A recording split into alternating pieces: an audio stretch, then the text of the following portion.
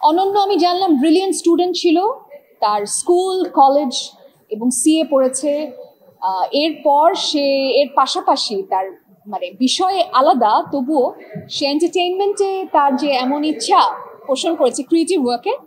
তো আমার খুবই ভালো লেগেছে অনন্যর কাজ, অনন্যর এই ক্রিয়েটিভ থিঙ্কিংটা আমার ভালো লেগেছে। আমার মনে হয়নি এটা নয়া ডিরেক্টরের একটা কাজ। আমার মনে হয় যে অনন্য তার মায়ের সঙ্গে অ্যাসিস্ট করেছে প্রহেলিকায়, এবং তার আগেও মায়ের সঙ্গে সঙ্গে বিভিন্ন জায়গায় গিয়ে কাজ করে তার একটা এক্সপিরিয়েন্স হয়েছে, সেটার প্রতিচ্ছবি হয়তো এখানে ছিল। যারা অ্যাক্টিং করেছেন প্রত্যেকের অ্যাক্টিং আমার ভীষণ ভালো লেগেছে, আমি একজন অডিয়েন্স হিসেবে খুব উপভোগ করেছি। আর স্টোরিটাই এত সুন্দর, শেষমেশ গিয়ে এত সুন্দর একটা টুইস্ট দিল, এবং এমন একটা সময় শেষ হয়েছে আমার একদম বোরিং লাগেনি। আমি পুরো কাজটাই ভীষণ উপভোগ করেছি। অল দ্য বেস্ট টু অনন্য। নয়ানোট দেখতে হবে।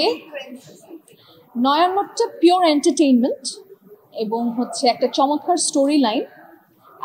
টুইস্ট তো যেটা বললাম সেটা তো আছেই, এরপরেও আমাদের সমাজের এমন একটা বাস্তবতা উঠে এসেছে, সেই বাস্তবতাটা আমি আজকের আগে জানতাম না, কিন্তু ইনফ্যাক্ট মুভিটা শেষ করে ওইটা নিয়ে কথা বলছিলাম যে আসলেও এরকম হয় কিনা।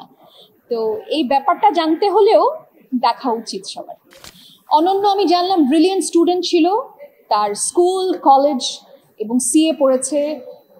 এরপর সে এর পাশাপাশি তার বিষয় আলাদা, তবুও সে এন্টারটেইনমেন্টে তার যে এমন ইচ্ছা পোষণ করেছে ক্রিয়েটিভ ওয়ার্কে।